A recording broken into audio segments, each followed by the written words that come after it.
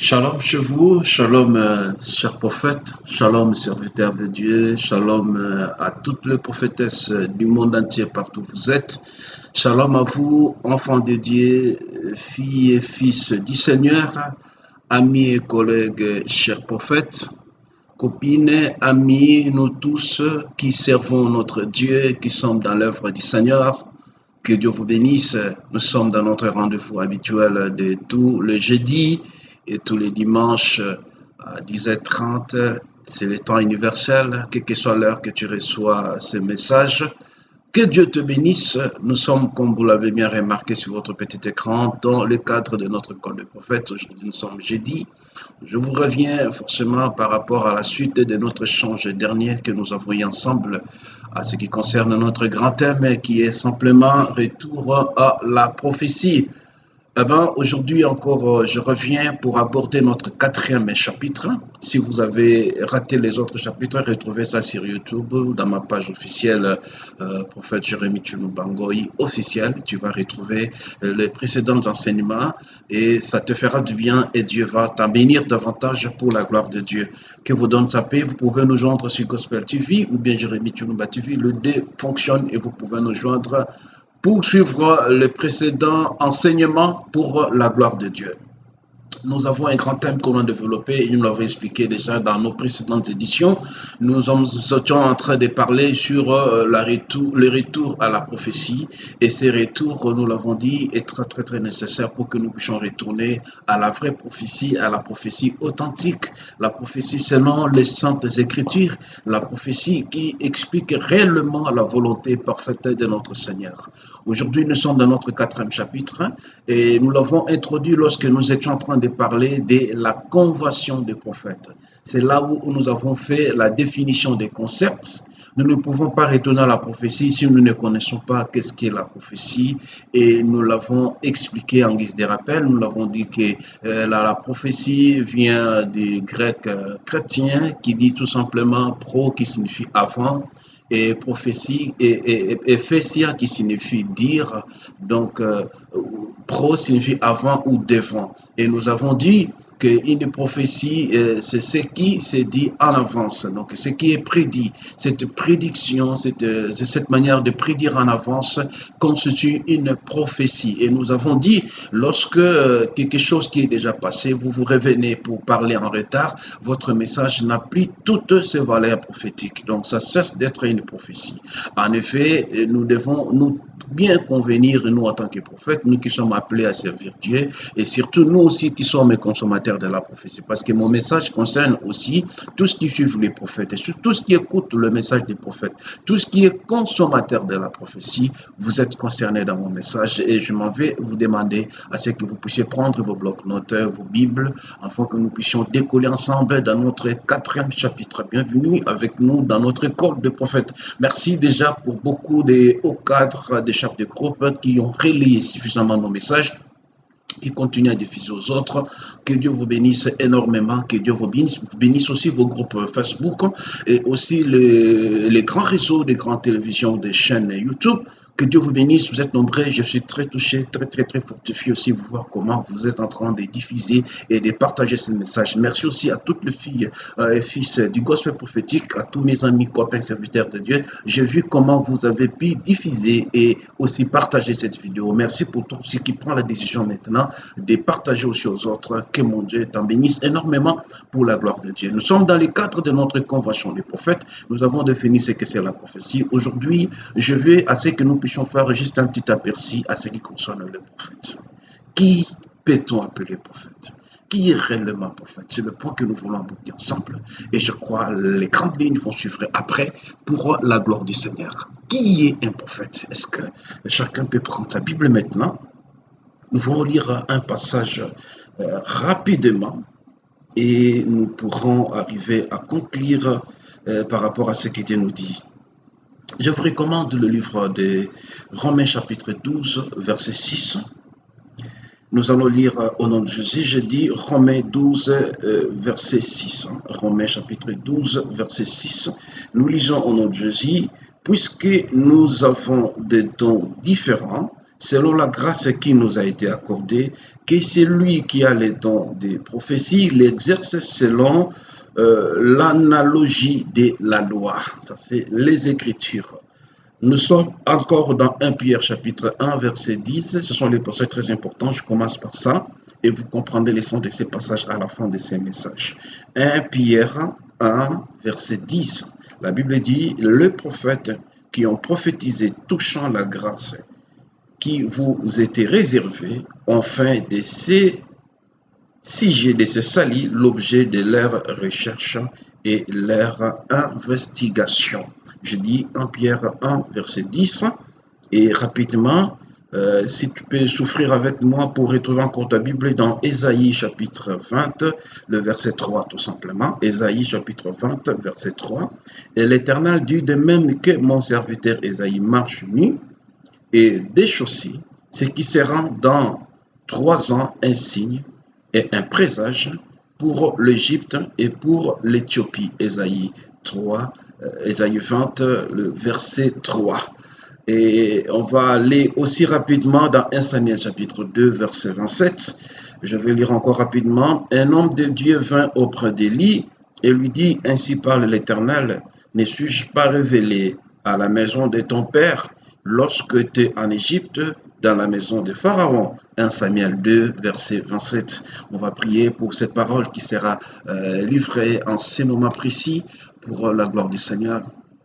Seigneur, je veux que toi, tu sois celui qui véhicule le message de cette journée. Je veux que tu sois celui qui va parler devant ton peuple. Père, je m'en vais disparaître car je n'ai pas un mot pour confronter ton peuple.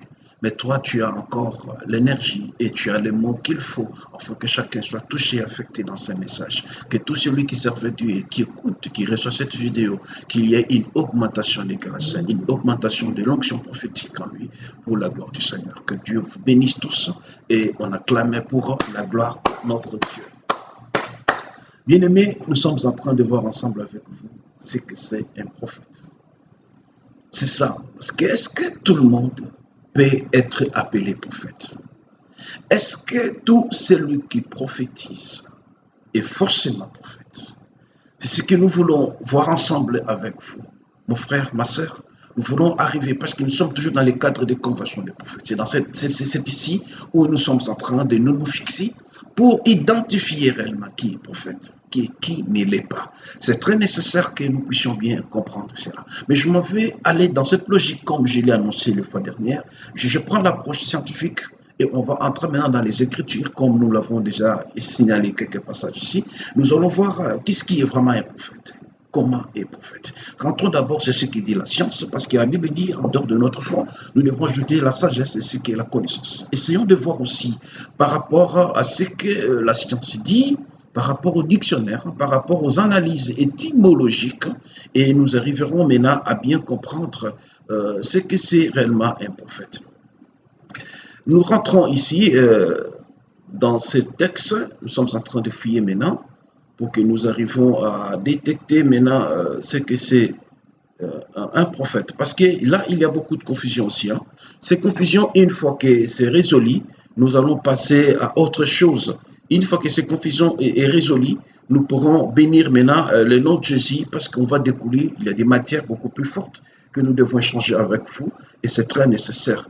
Parce que si nous arrivons tous à bien comprendre ça, et évidemment, on va bénir les noms de Jésus. Nous voulons voir d'abord dans notre dictionnaire, là je suis en train de chercher pour voir qu'est-ce qu'ils disent aussi. Parce qu'il faut toujours jeter un regard, il faut toujours jeter un coup d'œil pour voir ce qu'ils disent aussi, qu'est-ce qu'ils pensent. Voilà, nous sommes en train de chercher à retrouver ça.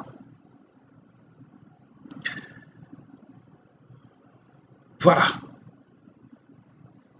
Bien-aimés dans le Seigneur, nous voulons voir ça pour que nous puissions comprendre réellement qui est un prophète. Qui est un prophète, c'est une matière très très très importante que nous devons arriver à bien nous fixer, que nous devons arriver à bien comprendre ce que c'est un prophète. Parce que si cela n'est pas bien fixé, nous risquons de ne pas réussir, de ne pas aller loin. On dit dans les dictionnaires, on nous explique ici que c'est une personne inspirée par la divinité. Voilà. Donc on dit un prophète, c'est une personne inspirée par la divinité. Ça veut dire, si la divinité ne t'inspire pas, tu ne peux pas t'autoproclamer prophète. Au départ, d'abord, ça c'est la science, je ne suis pas encore dans la Bible. Je suis encore avec un dictionnaire où j'essaie de voir, je fais mes petites analyses, j'essaie de comprendre moi-même aussi. Et nous, vous et moi, nous arriverons maintenant à définir ensemble ce que c'est un prophète. Ici, on dit c'est une personne inspirée par la divinité qui prédit l'avenir et révèle les vérités cachées. Il prédit l'avenir et il révèle les vérités cachées. Déjà, si tu comprends par ce contexte, sur le plan scientifique, donc ça dit qu'il révèle d'abord les vérités cachées. Mais lorsque toi, tu envoies des gens pour aller fouiller les informations sur les autres personnes et ensuite venir les prophétiser, ça signifie que tu as déjà les informations cachées. En ce moment-là, tu n'es plus un prophète. Et ce que tu donnes là, ce n'est pas une prophétie. Parce que ce n'est plus caché, les gens te l'ont dit. Mais quand c'est la divinité qui le révèle, les gens ne le connaissaient pas, toi tu ne le savais pas, et que c'est la divinité qui te communique, en ce moment-là, ça devient une prophétie et tu es un prophète. Donc là d'abord, sur le plan scientifique, et vous allez voir que même quand on va arriver sur le plan biblique, certains critères vont tomber et vous allez vous retirer de ce titre-là, de vous appeler prophète. Deuxième analyse scientifique, on dit, c'est un mot latin chrétien, c'est un mot qui vient des latin chrétien, parce qu'il faut toujours signaler, hein, quand on dit latin chrétien, il y a latin aussi romain, qui n'a rien à voir avec le latin chrétien, parce que dans le latin chrétien, c'est là où il y a plus de termes sérieux, des termes précis. C'est comme dans les langages chrétiens, il y a toujours une manière, une courtoisie, une certaine simplicité des choses pour que les choses se passent très bien. Mais ici, on dit, ça vient du mot latin chrétien, et qui est emprunté au grec ancien, prophétèse, ils écrivent prophétèse, qui signifie simplement interpréteur de la parole divine. Ça veut dire qu'un prophète, c'est un interprète de la parole divine. C'est-à-dire qu'il n'interprète pas ses propres pensées, il n'interprète pas ce qu'il a entendu des gens, il n'interprète pas ce que les gens l'ont dit, mais il interprète la pensée divine, la pensée de Dieu. Ce que Dieu dit, le prophète interprète et explique aux gens et communique aux autres. Donc, autrement dit, sur le plan scientifique, on nous définit qu'un prophète, c'est un interprète de la parole divine. Il interprète ce que Dieu dit, il interprète la pensée pire de Dieu, il interprète ce que Dieu dit. Maintenant, quand toi, tu te dis prophète, est-ce que c'est que toi, tu communiques aux gens? Est-ce que c'est réellement ce que Dieu a dit? Est-ce que c'est vraiment ce que Dieu t'a inspiré? Ici, nous voulons faire retour à la prophétie. Et on va retourner rien qu'avec le prophète. Pas avec ce qui est mangé. Pas avec ce qu'on appelle maintenant les maquiona, des gens qui se renseignent avant de venir prophétiser. Non, nous devons interdire ça parce que nous voulons établir l'ordre prophétique. Regarde d'abord sur le plan scientifique, on dit « il interprète ». Un interprète n'ajoute pas sa volonté. Un interprète ne commente pas. Un interprète en principe ne corrige pas. L'interprète doit dire ce qu'il a entendu. Il doit le dire tel que c'est un interprète. Attention à ne pas confondre un interprète à un traducteur. Non, ici on parle d'un interprète, c'est-à-dire que ce que Dieu dit, c'est que la pensée pire de Dieu, et lui il les communique, il reçoit un message, un langage prophétique, et il communique un langage humain, un langage compréhensible. C'est ça un prophète. Ça, c'est sur le plan scientifique. Bien aimé, lorsqu'on dit un prophète, il interprète, ça signifie qu'il y a des choses que le prophète entend, que les gens n'entendent pas. Et le prophète interprète, il digère ça, il ramène ça à un langage humain et il communique. Et quand il communique, n'oubliez pas ce que nous avons dit au début, il va édifier, il va exhorter et il va consoler. C'est ça un prophète. Ça, c'est sur le plan scientifique. Nous voulons rentrer un tout petit maintenant dans la Bible pour que nous arrivions à comprendre maintenant ce que c'est un prophète. Qui dit la Bible? Il y a certaines tâches, certaines responsabilités qui sont confiées au prophète. Et nous devons tout le temps le savoir. Et nous devons aussi apprendre à les lire pour que nous puissions avancer pour la gloire du Seigneur. Nous étions dans 1 Roi 12, le verset 22. 1 Roi chapitre 12, le verset 22. Écoute ce que dit la Bible. Mais la parole de Dieu fut ainsi adressée à Shemaéja. Shemaéja, l'homme de Dieu. Donc la parole est adressée à Shemaïsa, mais la Bible dit, ajoute l'homme de Dieu. Parle à Roboam, fils de Salomon, roi de Juda, et à toute la maison de Juda et de Benjamin, et au reste du peuple, et tu leur diras.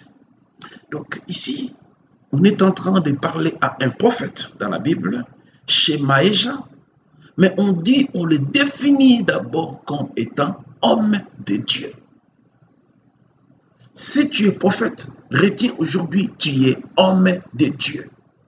Un prophète, c'est un homme de Dieu. C'est d'abord la première qualité que la Bible donne à un prophète. C'est-à-dire que d'abord, au départ, c'est un homme de Dieu. Comme c'est un homme de Dieu, il a la vie de consécration. Il a la vie des hommes de Dieu. Il a la vie de crainte. Il a la vie de sainteté. Il a la vie où il y a la divinité en lui. C'est pour cela qu'on le dit, c'est d'abord un homme de Dieu. Regarde, on parle, on lui donne des révélations, des orientations, des directives, mais on les définit d'abord homme de Dieu. Nous allons encore voir 1 Samuel 2, le verset 27.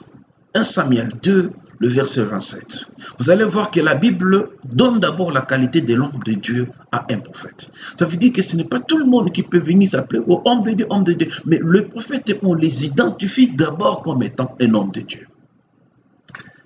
La Bible dit, je rappelais ici que dans 1 Samuel 2, verset 27, la Bible dit, un homme de Dieu vint auprès d'Élie. C'est-à-dire, un homme de Dieu vint auprès d'Élie. Donc, avant d'abord qu'on le présente en tant qu'un prophète, on dit d'abord qu'il y a d'abord un homme de Dieu qui est allé vers Élie.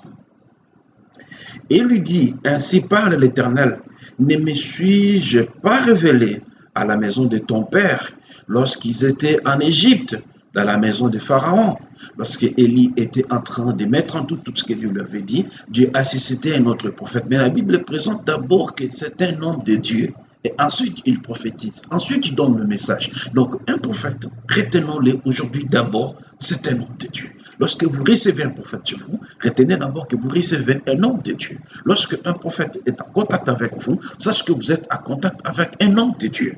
Ça fait partie de la pédagogie de ce travail, que nous devons comprendre d'abord ça tel que. Mais écoute, il y a encore une autre définition que la Bible donne à un prophète. Là, maintenant, nous voulons prendre 1 Samuel chapitre 9. On prendra simplement le verset 6. 1 Samuel 9, verset 6. Le serviteur lui dit, voici ce qu'il y a, voici il y a dans cette ville un homme de Dieu, un homme considéré. Tout ce qu'il dit ne manque pas d'arriver. Allons-y donc, peut-être nous fera-t-il connaître les chemins que nous devons prendre.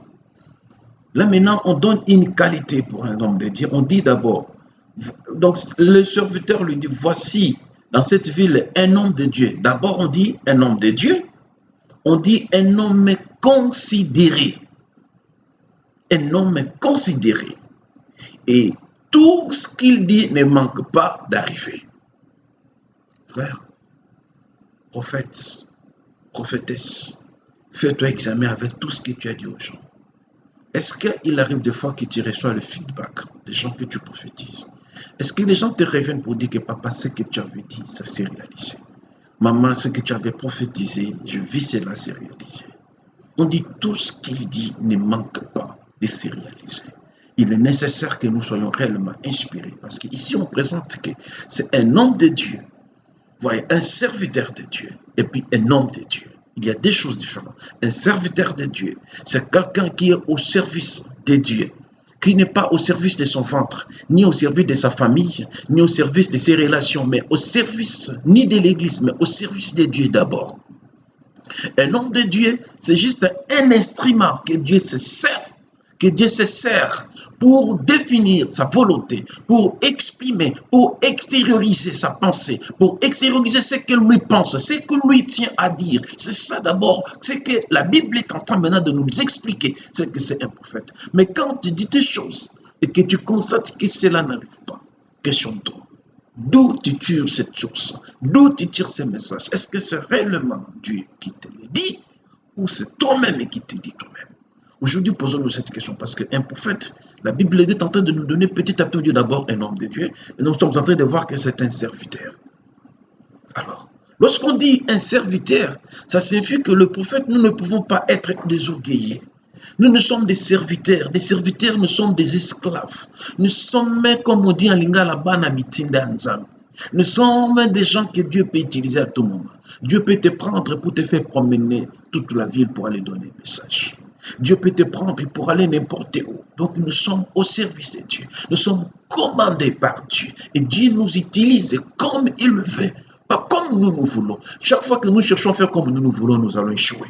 Mais aujourd'hui, dans notre corps, nous voulons maintenant faire ce que Dieu nous dit, que Dieu nous envoie réellement, que Dieu nous parle réellement. Et c'est comme ça que nous pourrons arriver à réussir notre parcours et c'est que notre mission pour la gloire de Dieu. Bien-aimés dans le Seigneur, il y a un aspect que j'ai trouvé aussi intéressant dans notre texte, dans ce que nous sommes en train de voir ensemble avec vous. C'est vraiment très nécessaire. Il y a une chose que nous devons comprendre. Ici, nous sommes dans Ésaïe 20, le verset 3. Ésaïe 20, le verset 3. Vous allez voir qu'aujourd'hui, j'ai pris Louis II pour confronter Louis II et français courant. Donc, les lectures que je fais ici, je le fais par français courant, par Louis II plutôt. Écoute, Ésaïe 20, le verset 3, ça dit ceci. Et l'Éternel dit, de même que mon serviteur. Là maintenant, c'est pour Ésaïe. Il dit, de même que mon serviteur. Donc, Ésaïe, le prophète, Dieu le voit comme un serviteur. Donc, en dehors d'être d'abord homme de Dieu, on ajoute la qualité du serviteur. Dieu prend Élie, et Dieu prend Ésaïe comme étant mon serviteur. Et dit, et l'Éternel dit de même que mon serviteur Ésaïe marche nu et déchaussé. Ça signifie, écoute, cette histoire-ci, beaucoup de prophètes n'aiment pas qu'on lise. Mais nous voulons lire ça et nous avons lu et nous voulons comprendre ça. Voyez, quand on dit un serviteur, ça dit que Dieu le commande. Ici, les dieux avaient commandé Ésaïe de te promener nu. Aujourd'hui, tu te dis, prophète, si Dieu te dit de le faire maintenant, est-ce que tu vas le faire? Parce qu'ici, c'est un prophète parmi les grands que la Bible a mentionné. Dieu lui a dit de se déshabiller, de se promener nu. Tu vas le faire? Voilà un prophète. Un serviteur. Lorsqu'on dit un serviteur, ce n'est pas un serviteur des titres, ce n'est pas un serviteur vis-à-vis des autres, ce n'est pas un serviteur par rapport à l'entourage, ce n'est pas un serviteur par rapport à ce que les gens disent de vous, ce n'est pas un serviteur par rapport à ce que vous voulez qu'on puisse dire de vous, ce n'est pas un serviteur par rapport aux honneurs, parce que nous allons dire que le serviteur de Dieu mérite double honneur, oui. Mais ici, lorsque la Bible définit un serviteur, Dieu dit il se promènera ni toute la vie. Ça signifie il est obligé de se plier à la volonté parfaite de Dieu, à la volonté parfaite du Maître. Un prophète est prêt à exécuter la volonté parfaite du Père. Est-ce que nous qui sommes haïs et nous qui avons eu le temps de nous appeler prophètes, est-ce que sommes-nous prêts pour ce genre d'exigence? Parce que quand on dit serviteur, c'est celui qui est prêt à tout moment. Tu dors chez toi, à 4 h du matin, Dieu te réveille, va dans telle zone, va dire tel message. Il est 3 h du matin, on te dit, va à la montagne, va prier. Voilà un prophète. C'est ça un serviteur. Est-ce que avons-nous cette qualité? C'est très nécessaire que nous puissions arriver à comprendre ce que nous sommes réellement. Donc, tu vas le lire dans le livre d'Ésaïe 20, verset 3, où la Bible dit que l'Éternel dit de même que mon serviteur. Ésaïe marche nu et déchaussé. Et ce qui sera dans 3 ans un signe, un présage pour l'Égypte et pour l'Éthiopie. Donc, pour un peuple, voilà comment les prophètes devaient être. Ils devaient être unis parce que des fois, c'est une stratégie que l'Éternel va appliquer, pas pour humilier son serviteur, mais pour passer un message. Donc, Dieu doit tirer gloire dans nous, dans nos services en tant que prophète. C'est très important. C'est comme ça que nous pourrons réussir notre parcours. C'est-à-dire que quand il est né, les gens sont criés maintenant d'écouter son message. Et on dit que ça sera un signe pour l'Égypte et l'Éthiopie. Pour les autres, ça n'avait rien à voir avec lui ni sa famille. Voilà un prophète. Voilà lorsqu'on dit un serviteur. Voilà la qualité qu'il faut comprendre. Mais il y a une chose, ça c'est un conseil que je tiens à donner aux prophètes qui avons compris ce que c'est un prophète réellement. On dit que les prophètes, nous l'avons signalé que la prophétie, c'est d'abord ce qui dit pro du grec, qui a emprunté, des latins qui a emprunté au grec, qui veut dire avant. Et en même temps, nous l'avons aussi dit, prophétie, c'est dire.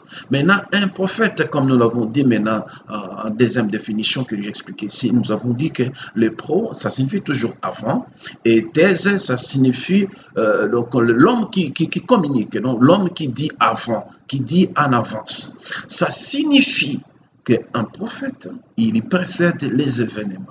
Un prophète, c'est celui qui communique la pensée de l'Éternel avant que ça aille lieu. Un prophète, c'est celui qui, à un moment, lorsqu'un événement se passe, sans que lui ait dit ça, il doit regretter dans sa vie. Il doit commencer à questionner, mais pourquoi, qu'est-ce qui s'est passé? Un prophète est celui, lorsque quelque chose se passe et que lui n'était pas informé, il doit aller chercher la face de l'Éternel. Que Seigneur, comment ceci est arrivé sans que moi je sois avisé? Lorsque ces capacités commencent à naître en toi, sache que tu es en train de grandir dans ton appel. Tu es en train de grandir dans ta mission. Tu es en train de grandir dans ton appel et surtout dans la grâce que tu as ici. Et c'est ce que nous voulons comprendre. Mais ici, nous voulons donner encore un autre conseil qui est la qualité du prophète. Comment peut-on juger un prophète? La qualité du prophète, retenons que ce n'est pas parce qu'il a prophétisé les mauvaises choses et les mauvaises choses se sont réalisées. Non. Ce n'est pas non plus parce qu'il a prophétisé les bonnes choses et les bonnes choses se sont réalisées. Non, ça ne suffit pas. Nous voulons voir un point que moi j'ai jugé utile avant que nous puissions passer à autre chose. C'est vraiment important. Cette qualité, nous, prophètes, nous devons chercher à en avoir. Ce n'est pas moi qui l'ai dit, mais c'est l'apôtre Paul qui l'a dit. Bien-aimés dans le Seigneur, c'est très nécessaire. On dit que un prophète est jugé non seulement par l'exactitude de son message. Ce n'est pas parce que tu prophétises avec exactitude, avec précision, qu'on va te juger. Non, retenons-le aujourd'hui. Parce que si nous restons toujours dans la précision, oui, tout le monde peut donner avec cette précision-là. Je sais que ce n'est pas sur tout le monde, mais ceux qui ont cette grâce de donner une prophétie avec précision, avec exactitude, ne vous arrêtez pas ça. Vous devez encore avoir cette soif-là d'aller au-delà. Parce que écoute ce que je tiens à vous conseiller. Un prophète est jugé non seulement par l'exactitude de son message, mais surtout par le fondement biblique de son message. C'est très nécessaire, le fondement biblique.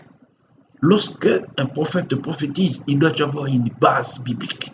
La prophétie ne peut pas aller à la contre de la révélation. Non. J'ai été invité dans un groupe de serviteurs de Dieu, un groupe de prophètes. Dans une garnison, ils avaient une activité quelque part. Je suis allé, je ne cite pas le nom de l'église, je suis allé et je devais aussi prêcher.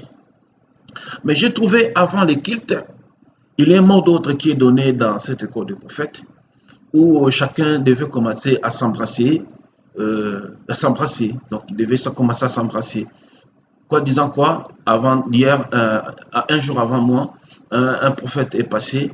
Dieu lui a donné une révélation que comme ils sont là avant les cultes, ils doivent arriver, ils doivent s'embrasser. C'est comme ça que la grâce va se communiquer, tout ça. Et ils doivent s'embrasser quoi? Ça sera homme et fille, homme et fille. Et je vis dans la salle, les gens étaient des deux. Moi, je pensais que ce sont des couples prophétiques. Or, ce n'était pas des couples prophétiques. Ce sont des prophétesses, ces prophètes qui sont venus dans cette école de prophètes. Mais il y avait quoi? Il y avait maintenant un message qui était donné. Et ce message, c'est que chacun devait embrasser l'autre. Ce n'est pas biblique. Il n'y a pas un fondement qui définit ça. Et même s'il y a eu exactitude, mais quand il n'y a pas un fondement biblique, c'est à rejeter. Et tout ce que vous devez prophétiser, vérifiez s'il y a un fondement biblique. C'est très nécessaire. Nous voulons voir ce que Paul dit dans 1 Corinthiens. Nous voulons voir en cette matière. Il y a aussi un conseil biblique très nécessaire que nous devons voir, savoir que nous puissions bâcler ces messages. Je suis dans Romains 12, verset 6. Romains chapitre 12, verset 6.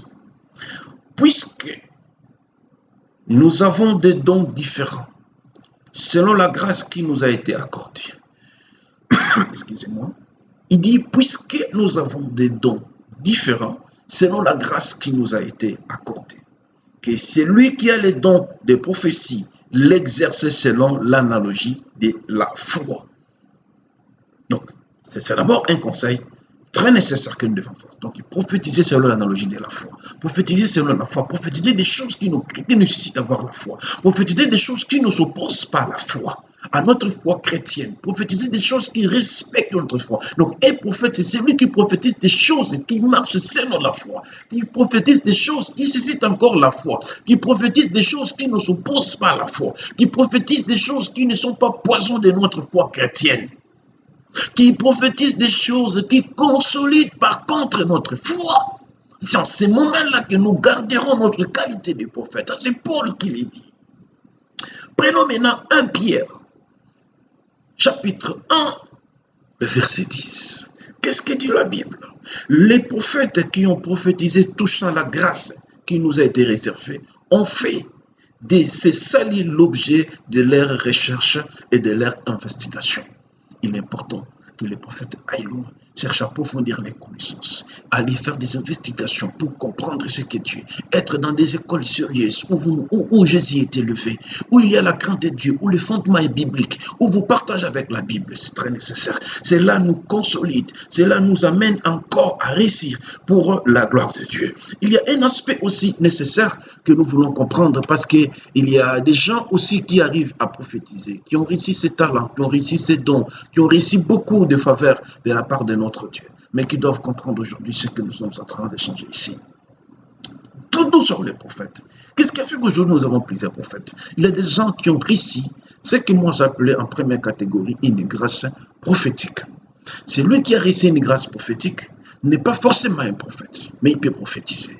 Ce n'est pas tout celui qui prophète qui peut être prophète. Qui prophétise, qui peut être prophète. Non, non, non, non, non, non. Attention, nous sommes en train toujours de naviguer autour de ça. Jusqu'au 5e chapitre, il y a encore d'autres précisions nécessaires que je dois apporter pour la gloire du Seigneur. Il y a des gens qui ont réussi cette grâce-là. Et j'ai expliqué ici qu'il y a ceux qui ont réussi les dons et ceux qui ont réussi le ministère. J'ai dit celui qui a réussi les dons est différent de celui qui a réussi le ministère prophétique.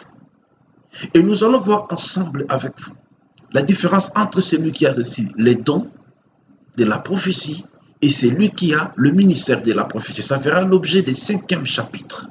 Mais ici, je suis en train de définir déjà, je tombe déjà d'emblée, je l'introduis et au 5e chapitre, je vais y revenir.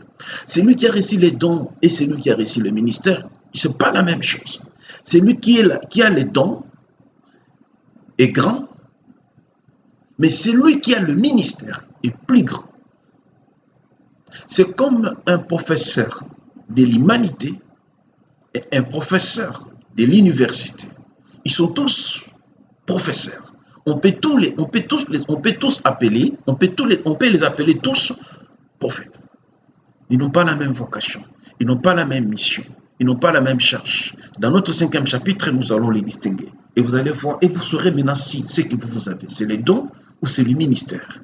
C'est un aspect très important. Mais en dehors de ceux qui ont reçu les dons et ceux qui ont reçu le ministère, il y a aussi les gens qui ont reçu juste une grâce prophétique. Très nécessaire, ceux qui ont reçu une grâce prophétique. Ceux qui ont reçu cette grâce-là, ça arrive. Hein? C'est les gens de personnes qui n'ont aucune ramification prophétique dans leur lignée, mais qui, au commencement, donc il n'y avait rien, ils n'ont pas même été initiés. Ils n'ont même pas été encadrés ni orientés, mais ils commencent à attendre, à écouter des choses. Ils voient des choses. Dieu se révèle, il rate des choses qui se réalisent. Quand ils vous rencontrent, voilà, je rêve ça, et vous voyez ça se réalise. Quand vous priez, ils voient des choses, ils vous disent. Ce sont des gens qui ont reçu une grâce. Et ces gens-là sont très nécessaires pour l'Église. Si vous êtes concerné, ma sœur, mon frère, ce service vous est concerné. Parce que je dois prier pour tous ceux qui ont reçu cette grâce-là prophétique. Et c'est cette grâce qui peut encore vous amener loin. Cette grâce peut être juste une porte d'entrée dans les sphères prophétiques. Et si vous êtes bien initié, bien encadré, bien orienté, vous pourrez maintenant arriver à être orienté pour devenir soit un prophète ou une prophétesse, selon l'appel et la vision que Dieu vous a dotée. C'est très nécessaire. Il y a aussi des gens qui sont devenus prophètes par hérédité. Par hérédité, parce que j'ai expliqué au début, c'est que les esprits des prophètes sont soumis aux prophètes. Autrement dit, l'esprit des prophètes est contagieux. Donc ça se contamine. Quand vous fréquentez le prophète, vous pouvez aussi prophétiser. Quand vous êtes dans le prophétique, vous évoluez avec les prophètes pendant beaucoup de temps, cette grâce-là peut vous affecter. Parce que le prophète, c'est quoi? Ils reçoivent les anges qui viennent les communiquer. Mais ces anges, lorsqu'ils viennent, ils parlent. Un moment, vous êtes à côté de lui. Il peut passer vers vous pour vous parler ici. Et vous pouvez prophétiser. Et quand vous prophétisez, c'est exact. Rappelez-vous quand je vous ai dit que tu peux prophétiser sous l'onction de ton père. Et cela ne fait pas de ton prophète. Il faut faire attention. Il y a des gens qui ont réussi par hérédité. Hérédité, ça signifie que le père est prophète. Ou la mère est prophétesse. Vous allez voir parmi ces enfants, ils sont aussi des prophètes. Qui prophétisent extrêmement bien. Mais c'est comme notre cas ici. Dans ma famille, nous aînés en famille, ma grande sœur Marthe, je cite aussi mon grand frère, le pasteur Ebri Chulombo, qui prophétise aussi très bien. Mais nous avons réussi ça par notre père, parce que notre père, c'est un prophète d'abord. Et à son âme qui est décédé il y a 2 mois, il y a un mois. Écoute, il n'y a pas un mois, même quelques jours déjà, mais notre père était prophète. Et nous sommes sortis de lui. Mes aînés prophétisent. Mes frères qui viennent après moi, le prophète Patrick qui gère Gospel à Kinshasa vers Météo, prophète. Ma jeune sœur qui est à Katanga, elle prophétise aussi. C'est une prophétesse. Elle a réussi cette hérédité venant par notre père. Parce que le père prophétisait. Donc il y a des gens qui sont devenus prophètes, spécialement par hérédité.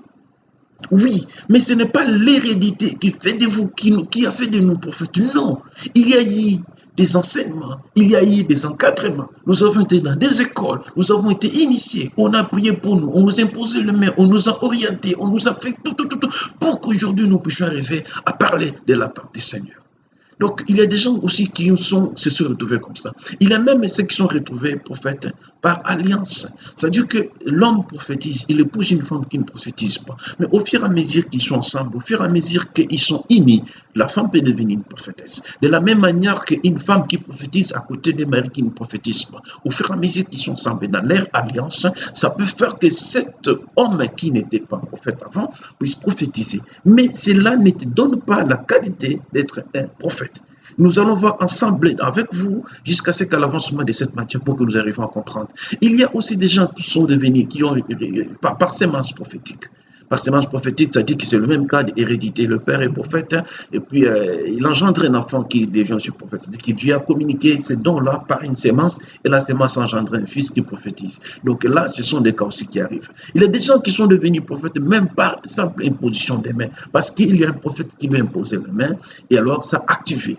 Mais cette école ne va pas faire de toi prophète ou prophétesse, mais cette école est venue juste pour te rappeler ce que tu dois faire, pour te rappeler ta mission, pour te cadrer, t'orienter comment tu peux entrer en contact avec le Saint-Esprit, comment tu peux développer les grâces et les dons que tu as reçus de la part du Seigneur. C'est ce qui fera de toi grand et c'est ce qui pourra t'aider à aller loin pour la gloire du Seigneur. Quand nous voulons bien comprendre tout ceci que nous avons échangé ici, c'est pour que nous arrivions, bien aimés dans le Seigneur, à être performants, à être solides, à faire bien notre travail comme Dieu nous attend. Et c'est comme ça que nous pourrons arriver tous à bénir le nom de Jésus-Christ. Je suis en train de voir, parce que nous arrivons presque à la fin pour aujourd'hui, d'ailleurs on a légèrement débordé, 8 minutes de débordement. Que Dieu vous bénisse, je tiens à prier pour cette catégorie de personnes qui sentent que des fois Dieu leur parle. Mais ils souffrent beaucoup. Il y a des rêves qu'ils réalisent, mais des fois ils ne retiennent pas. À des fois, ils voient des choses, mais ils doutent eux-mêmes pour les communiquer. Et ça, c'est un poison de ces ministères, de ces dons-là. Quand Dieu te parle, tu doutes. Tu as une lourdeur, tu ne dis pas ce que Dieu te parle. Beaucoup de gens perdent parce que l'ange qui vient te parler, il se décourage. Il dit, je le dis, mais il ne dit pas. Il ne communique pas. Et tu lui dis que quand les choses se sont réalisées, ah non, ça j'avais vu ça. Non. Non. Nous, les prophètes, nous devons dire avant. Nous devons dire des choses avant. Nous ne devons pas attendre que ça se réalise et dire que non, oui, j'avais prophétisé ça. Mais quand et où, on n'a pas vu ça. Donc, le message que tu donnes a perdu son sens prophétique. Je vais prier pour des gens qui prophétisaient bien. Mais à un moment, vous sentez qu'il y a une baisse dans ton temps, dans ton service. Tu as perdu des précisions. Tu avais un ange qui te citait les noms de personnes, qui te donnait les contacts, les numéros de téléphone, qui te donnait beaucoup de détails nécessaires. Tu as perdu cet ange-là. Tu avais une grâce, tu avais une capacité extraordinaire dans ton travail, mais tu sens une baisse. Je vais prier pour toi. Je vais prier aussi pour ceux qui sentent qu'ils sont en train de monter maintenant. Ils sentent que Dieu a activé beaucoup de choses. Je vais prier pour toi pour que tu conserves cet élan, que tu conserves cette chaleur, tu conserves ces niveaux, tu sois encore beaucoup plus performant pour la gloire du Seigneur. Je vais prier. Seigneur Dieu le Tout-Puissant, Père de gloire, ouvre encore l'œil prophétique à tout ce qui reçoit cette vidéo. Ouvre l'entendement prophétique. Que chacun ait une particularité extraordinaire. Définis nos missions prophétiques, Seigneur, que nous puissions être plus excellents pour la gloire de ton nom. Bénis ton peuple. Ouvre encore l'oreille prophétique. Ouvre encore la voix audible. Qu'il soit connecté au trône. Qu'il parle des choses selon toi et non selon eux. Qu'il dise des choses qui se réalisent. Que les promesses qui sont prophétisées aux enfants de Dieu, que cela se concrétise pour la gloire de ton nom, Père de gloire. Et je consacre, je bénis et je communique une onction sur cette vidéo. Tout celui qui reçoit cette vidéo sera connecté dans cette grâce prophétique au nom puissant de Jésus, au nom puissant de Jésus, au nom puissant de Jésus-Christ. Soyez bénis au nom de Jésus-Christ. Amen. Que Dieu vous bénisse. Merci de partager cette vidéo. Merci pour tout ce que vous avez été avec nous, pour tout le temps que vous avez supporté de suivre cette vidéo. Que Dieu vous bénisse. On va revenir à 5e chapitre. On va parler de la différence entre celui qui a les dons prophétiques et celui qui a le ministère prophétique. Que Dieu vous bénisse. Pour tout contact, appelez-nous au numéro que vous voyez au bas de votre petit écran. Joignez-nous par YouTube, par Facebook, par toutes les voies que vous jugerez mieux pour vous. Et notre Dieu va se glorifier. Je vous quitte et je vous retrouve à très bientôt. Allez, bye bye.